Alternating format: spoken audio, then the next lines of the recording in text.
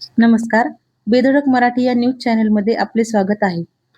अंबाजोगाई तालुक्यातील पट्टीवडगाव येथे गॅस सिलेंडरचा स्फोट होऊन 2 घरे जळून खाक.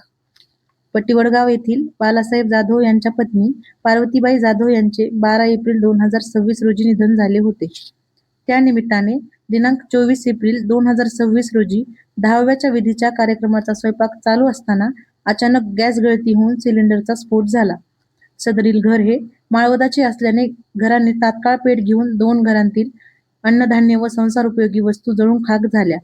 सदर स्फोटाचा आवाज ऐकून गावातील ग्रामस्थांनी घटनास्थळी धाव घेऊन आग विझवण्याचा प्रयत्न केला, तरी सुद्धा आग आटोक्यात न आल्यामुळे शेवटी अग्निशमन दलास पाचारण करावे लागले.